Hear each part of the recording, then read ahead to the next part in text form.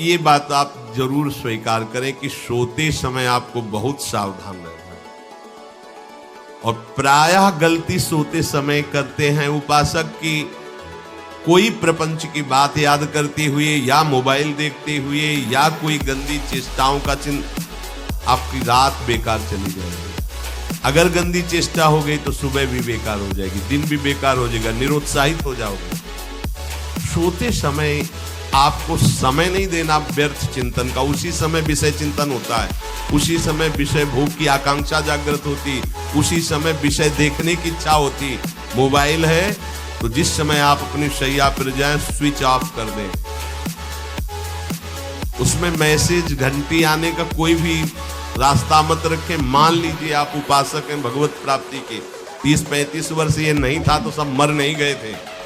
और बोले इमरजेंसी, जब इसकी 30-35 वर्ष से पहले इसकी कोई रचना नहीं थी, मुझे लगता है, क्योंकि 30-35 वर्ष में ही इसका विस्तार देखा है। नहीं तो कभी किसी के पास मोबाइल नहीं। कोई बड़े अधिकारी तो इतना बड़ा वो, इतना बड़ा वाला वो ऐसे रखते थे। तो नहीं तो मोबाइल तो हमें लगता है 30-35 वर्ष। तो फिर इमरजेंसी कैसे चलती थी? कैसे चलती थी इमरजेंसी? और आप ब्रह्मा हो क्या कि इमरजेंसी संभाल लोगे? स्विच ऑफ करो। जो सब इमरजेंसी संभालने के लिए तैयार, रात दिन न सोता है, वो हर समय जागृत रहता है, वो हमारा आराध्य देव है। स्विच ऑफ करो, चिंतन लगाओ। ये जो रात्रि के शयन के समय मोबाइल में इधर उधर दृश्य देखने हैं, अपने सर्वनाश का बीज बोना है। मान लो, हमारी प्रार्थना मान लो, ये उस समय मन आपको परेशान करेगा जब कमरे की सिटकिनी अंदर से बंद होगी। सबसे प्रार्थना है रात्रि के शयन के समय। तो बोले फिर ठीक है 10 बजे तक देख लेंगे मोबाइल, इसके बाद शयन के समय भजन कर लेंगे। होगा ही नहीं। क्या तुम देखना चाहते हो? प्रिया प्रीतम के सिवा और कुछ क्या देखना चाहते हैं? वो तो सुभग सुंदरी सहज सिंगार, सहज शोभा सर्वांग प्रति सहज रूप वृषभानुनंदिनी। हमारी स्वामिनी जी की सुंदरता छुपाने के लिए आभूषण पहनाए जाते हैं। औरों को तो आभूषण सुंदरता बढ़ाने के लिए, यहाँ छवि के छिपाए को ऐसे के दास होके क्या देखोगे? क्या देखो? वासना की क्रीड़ा, और तुम उस क्रीड़ा को देखना चाहते हो? परमार्थ के पथिक हो। देखना है तो प्रभु को देखने की वृत्ति रखो, अन्यथा मूंद लो आंखें। प्यारे, महान फल प्राप्त करोगे। सबसे प्रार्थना है एकांत में मोबाइल रूपी दुश्मन से बचो। क्योंकि जब आप गंदी बात कहीं देखोगे तो आपके अंदर वैसे ही चिंतन बनेगा। वो ऐसे ही लगेगा, मैं भी ऐसा करूं, मैं भी ऐसा भोगूं, मैं भी ऐसा देखूं। मान लीजिए आप, जब हमारे शास्त्र कहते कि पशु पक्षियों के मैथुन को भी नहीं देखना है, अगर ऐसा एक बार दृष्टि पड़े तो मानसिक प्रणाम करके दोबारा दृष्टि न देना। और आप मोबाइल में ऐसी चेष्टाएं देखोगे, कैसे आप भगवत भजन करोगे? कैसे भगवत प्राप्ति का उद्देश्य रख पाओगे? ये कलयुग की बहुत महीन चाल है कि उसके बिना काम नहीं चलेगा और हम तुम्हें काम से युक्त कर देंगे। इसके बिना काम चलेगा नहीं, तुमको रखना पड़ेगा। और जब तुम इसे रखोगे तो हम काम अपना कर लेंगे। कलयुग ने कहा हम अपनी व्यवस्था बना लेंगे। यहां कह रहे, जब आप नींद में जा रहे हैं तो बिल्कुल मानो मृत्यु शैया पे जा रहे हैं। आपको उस समय नाम जप में बहुत ध्यान देना है, कहीं मन बहक ना जाए। तो क्या होगा, 5-6 घंटे जो आप लेटोगे ना, वो भी भजन हो जाएगा। हमारा जो सततम योमाम स्मरति नित्यशा है ना, ये पूरा हो जाएगा। नहीं, उस समय हम सो जाएंगे तो हमारा 6 घंटे का वियोग हो गया, 6 घंटे भजन रुक जाएगा। और ये 100% पक्की बात अनुभव की कहते हैं। यदि सोते हुए भजन करोगे तो जगते, कई बार तो पकड़ा है कि अगर आधे पद में बेशुद्ध हो गए तो वो पद पूरा जगते ही शुरू हो गया है। मतलब बीच में स्थिति भागवती की रही। जैसे बेहोश करते समय हमने कहा था, जब ऑपरेशन के हमें बता देना, तो उनका बाबा अब इंजेक्शन लगाने वाले हैं, तो वो 1 मिनट में अपनी चित्तवृत्ति। तो जब होश आया तो वही पहले चिंतन चल रहा था, वही चिंतन। जैसे सोने के समय बेहोश हुए तो जगने के समय वही चिंतन, ऐसे ही इंजेक्शन से जब बेहोश हुए और जब होश आया तो वही चिंतन चल। बहुत बड़ा चमत्कार अभ्यास का है। नींद खुले तब से लेकर गाढ़ नींद आने तक स्मरण में कभी रुकना नहीं। और आपको एक छूट दे रहे हैं। कभी कभी क्या होता है कि एक मंत्र में, एक नाम में जैसे बहुत देर अभ्यास करते तो मन उबने लगता है। इसका स्वभाव है, ये अनुभव की बातें कहते हैं। इसका स्वभाव है नवम नवम, नहीं तो ये मतलब, तो इसको हम लोगों ने कैसे फंसाया है। जैसे गुरु मंत्र जप रहे, अब 2-3 घंटे लगातार गुरु मंत्र जप, अब इसको उबन बढ़ी, अभी छोड़ रहा है, बीच बीच में पता चलता है छोड़ना चाहता है, छोड़ रहा है, तुरंत इसको नाम में फंसाया। अब थोड़ी देर नाम में चला, फिर उभरा, बहुत विचित्र है ये, अब उसको फंसा दिया। उस पीछे की बात अभ्यास के समय, नमामि शमीशान निर्वाण रूपम विभुम व्यापकम ब्रह्मवेद स्वरूपम। चिंता, पदगान करे, ये भगवान शिव पदगान कर रहे हैं, उसका चिंतन, निर्वाण रूपम विभुम व्यापकम ब्रह्मवेद स्वरूपम। अब अपने यहां अवसर है, सुंदर सुंदर कोई पद गुरु मंत्र जब करते हुए मन जब उबने लगे, राधा वल्लभ श्री हरिवंश, राधा वल्लभ श्री हरिवंश, राधा वल्लभ श्री हरिवंश, इसमें भी उबने लगे।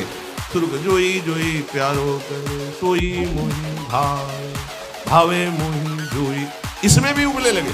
सुधा निधि का कोई एक लाइन ले लो, ब्रह्मेश्वरादि सुदुरूह पदारविंद श्रीमत् पराग परमाद्भुत वैभव, ब्रह्मेश्वरादि सुदुरूह।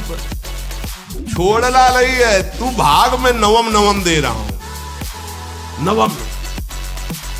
इसको फंसाने के लिए आपके पास अस्त्र हो, जैसे यहाँ चाकू, यहाँ पिस्तौल, तलवार, ये वो सब बिल्कुल वीर सजा रहता है, ऐसे ही अपने लोग सजे रहते हैं। छोटा राधा, अब एकदम चिपक गया है आके, तो कैसे मारे, तो छोटी चाकू है ना वैसे, राधा राधा राधा, थोड़ा दूरी राधा वल्लभ श्री हरिवंश, थोड़ा और दूरी गुरु मंत्र, बड़े बड़े अस्त्र अपने पास रख ले। बहुत भाग रहा है तो फंसा दिया। प्रथम यथावति प्रणव श्री, अब लग पूरा पदगा, पूरा पदगा उसमें लग, प्रथम यथावति प्रणव। भोजन पाते समय ऐसा अभ्यास किया है, 1 घंटा के पहले भोजन नहीं होता, चाहे 2 रोटी पा लो, समय लगता है आराम, एक एक नाम, एक एक, कुछ भी हल्ला मचाओ, कोई फर्क नहीं पड़ेगा, अपना चलेगा। अभ्यास स्नान के समय, भोजन के समय, किसी क्रिया के करते समय, किसी से बात करते समय, सोते समय, ये विशेष स्थान जहां में सावधान रहना है। या भजन छूटता है, ध्यान देना, यही भजन छूटता है। चलते समय, क्रियावान होते समय, प्रसाद पाते समय या किसी से बतराते समय, ये सब भजन के छूटने के स्थान है, और यही पकड़ना है भजन। जब आपको बिल्कुल न लगे तो मानसिक सब बंद कर दो और गुनगुनाने लगो। जो धुनी आपको अच्छी लगे उसी में नाम, कोई नाम लेके, पर संसार का चिंतन न होने पावे, चाहे जो कुछ तुम चिंतन, जहां तुम्हारा मन आवे, गंगावरी गोदावरी, कुछ भी भागवतिक चिंतन के सिवा संसार के चिंतन न होने पाए। पहले ऐसे अनन्य बनो, फिर बाद में अनन्यता आती, रसना कटो जो अनरट। हाँ, विषय चिंतन कर रहे हैं, प्रपंच कर रहे हैं, बोले रसना कटो जो अनरटो, और नहीं बोल सकते, प्रपंच बोलेंगे बस, रसना कटो, ये शब्द वहां नहीं आते। पहले हम आपको छूट देते हैं, भक्त चरित्र, भगवान की चरित्र, नाम, कीर्तन, मंत्र, जो भी चाहो, संसार का चिंतन मत होने देना, पहले ये पकड़ो। फिर आगे चल करके जब पवित्र हृदय होगा तब ये निष्ठा आती, रसना कटो जो अनरटो निरखी अनपुटो नयन। मान लो संसार का चिंतन नहीं करने देना है इसको, आप जैसे बने वैसे करो भागवती चिंतन। कोई नाम ले लो, कोई मंत्र ले लो, तुम्हें जो प्रिय लगे, हम छूट देते हैं। ये नहीं करे कि रसना कटो जो अनरटो, ये बाद की बात है। हमें पहले इसका संसार चिंतन रोकना है। कैसे छूटेगा, कैसे छूटेगा, हमें ये पकड़ना, नहीं तो निष्ठा की बात। जो हरि नाम जगत त्रिशिरोमणि वंश बिना कबहू, हरिवंश बोलेंगे नहीं, हरि बोलना नहीं है, हरि बोलना नहीं, क्योंकि जो हरि नाम जगत त्रिशिरोमणि वंश बिना, हरिवंश बोलना नहीं है क्योंकि प्रपंच में रति। तो क्या करो, जो तुम्हें प्रिय लगे पहले उसे पकड़ो। ये हम अंदर की बात करें, प्रवचन की बात नहीं कह रहे। मन को फंसाना है हमें। राम कृष्ण हरि जहां लगे इसको लगा, पहले इसको फंसाओ। संसार का चिंतन न होने दे। गीता भागवत भक्त चरित्र कुछ भी कहीं भी इसे फंसाओ, पहले संसार का चिंतन न होने दो, फिर लाओ इसको घुमा के निकुंज वाटिका में। फिर तो भागेगा ही नहीं, फिर नहीं भागेगा। अब सीधे निकुंज वाटिका में किसी महाभाग्यशाली गुरु आश्रित का लगेगा, अन्यथा बहुत प्रपंची मन है। आप आश्रय इधर का लोगे, प्रपंच का चिंतन करोगे, बात बनेगी। चिंतन छोड़ना है हमें, जैसे बने तैसे संसार का चिंतन छूट जाए तो हम विजय को प्राप्त होंगे। ध्यान दीजिए, इस परमात्म तत्व को वही प्राप्त कर पाता है जिसका राग बीत गया है, खत्म हो गया, वैराग्यवान। ज्यादा परिश्रम नहीं है वैराग्य में, विवेक नहीं होने के कारण हम वैराग्य नहीं धारण कर पाते। हम बाहरी बातों को वैराग्य ले लेते हैं, ऐसा कपड़ा बदल लेना या कपड़ा ना पहनना या लौकी का कमंडल, मिट्टी का पात्र, तो हम अपने को वैरागी। बात यहाँ नहीं रुकेगी। वैराग्य का इतना ही मतलब, ये भी एक बाह्य अंग है वैराग्य का, पर वैराग्य का सच्चा स्वरूप है वीतरागा। कहीं कुछ भी अच्छा नहीं लग रहा है, कोई भी सुख आकर्षित नहीं कर रहा। लोक लोकांतर की प्रतिष्ठा, मान, सुख, ऐश्वर्य, व्यक्ति, कुछ अच्छा नहीं। राग खत्म हो गया। ऐसा उस अक्षर ब्रह्म को, अविनाशी तत्व को जान पाता है। जगते भयो फिरे वैराग्य। जैसी हरिवंश प्रपंच बंच सब ये काल ब्याल को खायो। हालत ये है कि जैसे सांप ने मेढक को पकड़ रखा और मेढक सामने पतिंगा को, कीड़े को पकड़ना चाहता है। उसे ये पता नहीं कि मैं खुद किसी का कवल बन चुका हूं, वो एक झटके में मुझे अपने पेट में ले जाएगा। ऐसे ही हम सब काल के द्वारा ग्रसित है। काल ने हमें पकड़ रखा है, पर हम भोग भोगना चाहते हैं। हम नाना प्रकार की मान प्रतिष्ठा पाना चाहिए। ये पता नहीं एक झटके में हमारा अस्तित्व ही खत्म हो जाएगा।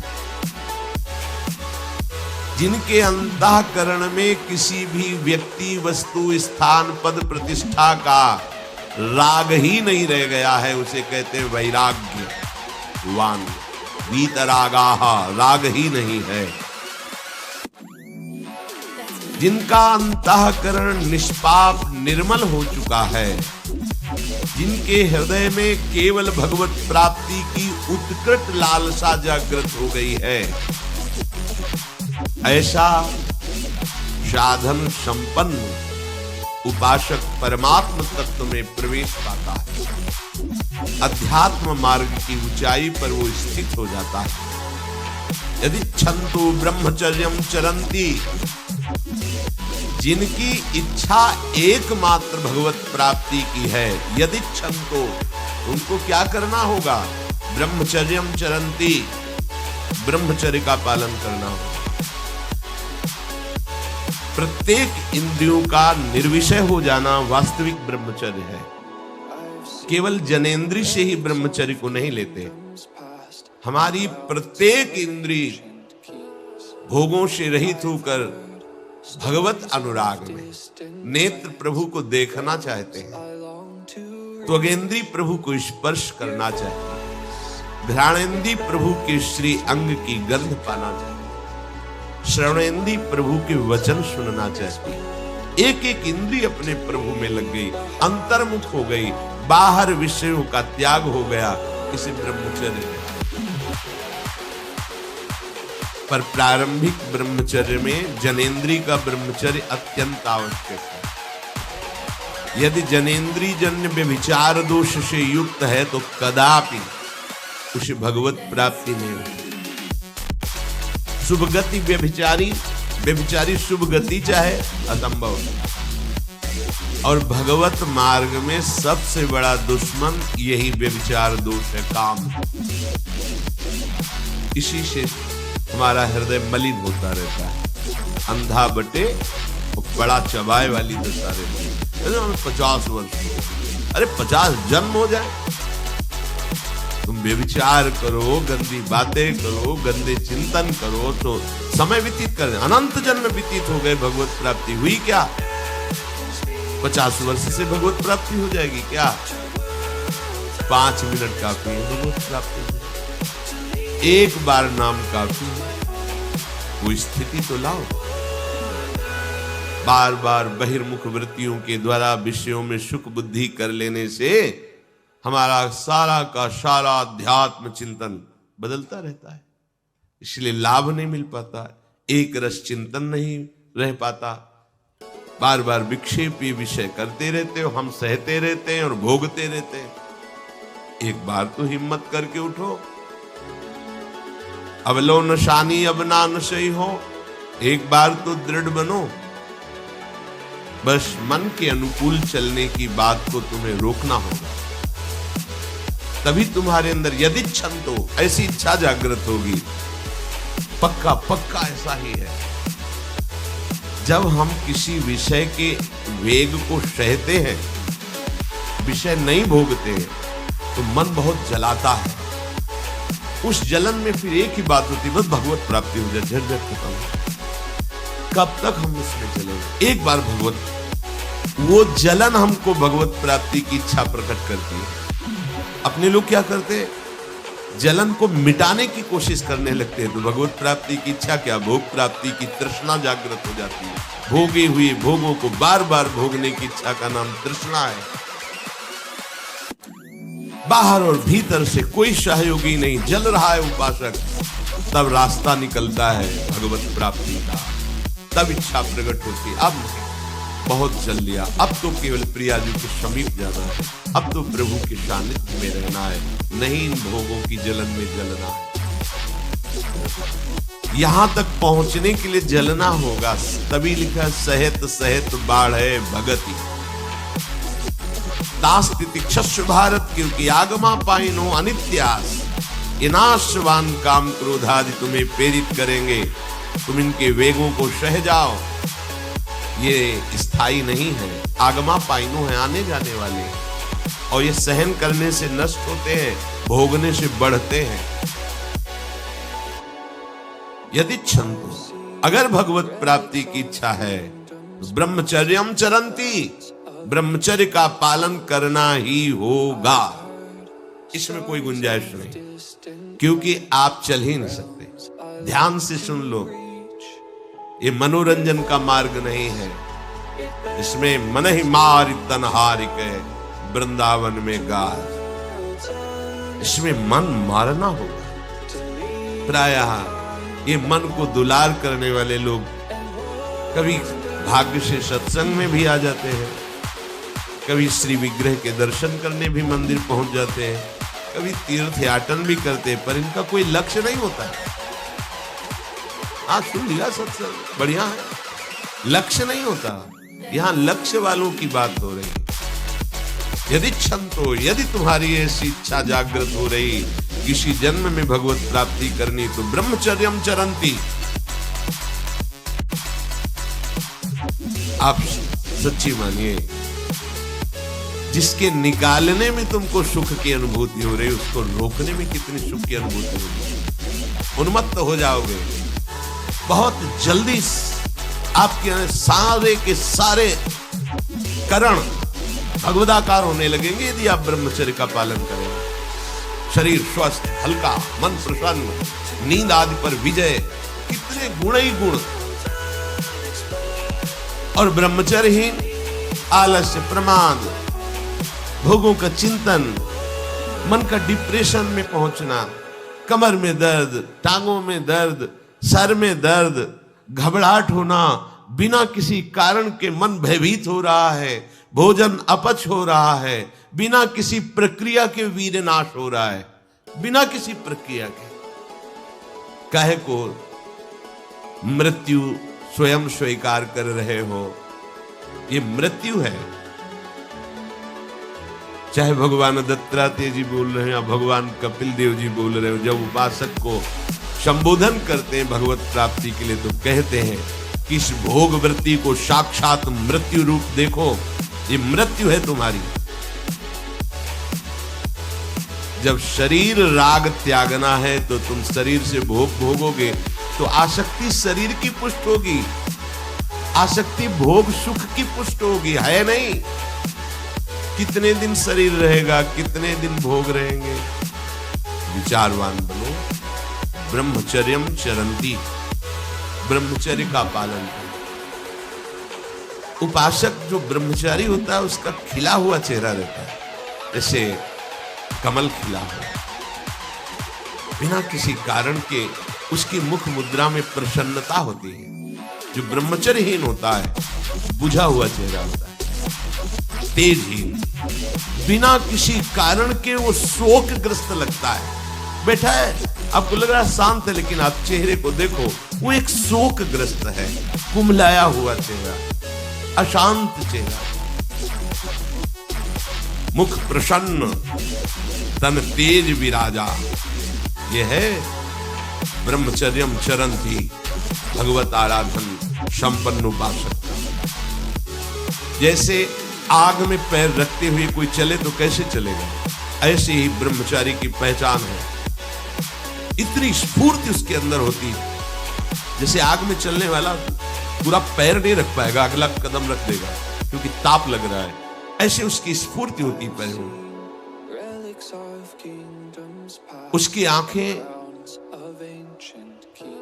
एकाग्र रहती है, चंचलता इधर उधर या बार बार झपकना ये विषयी पुरुष का लक्षण, बार बार पलक झपकना ये विषयी पुरुष का लक्षण, इधर उधर ताक झांक चंचलता, ऐसा बैठे तिनका तोड़ रहा है, पैर हिला, ये सब विषयी पुरुष के लक्षण।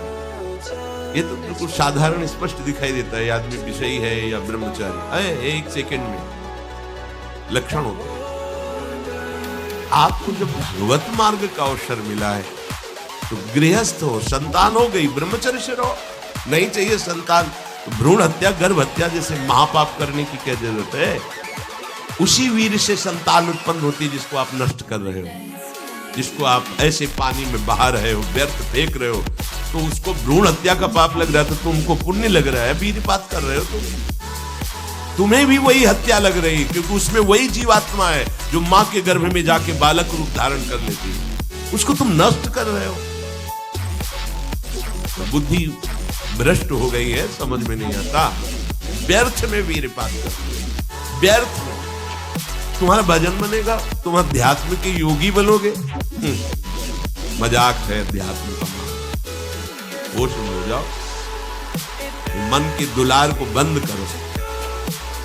जब तक इच्छा ही नहीं भगवत प्राप्ति की, तो फिर तुम कैसे भगवत प्राप्ति कर पाओगे। भगवत प्राप्ति की इच्छा कैसे होगी जब तुम्हारी इस तरह से निंदनीय वृत्तियां हैं। इंद्रियों को दुलार कर रहे हो, मन को दुलार कर रहे हो, भगवत प्राप्ति चाहते हो, आचरण नीच और चाहते हो उच्च पदवी। सावधान हो जाओ।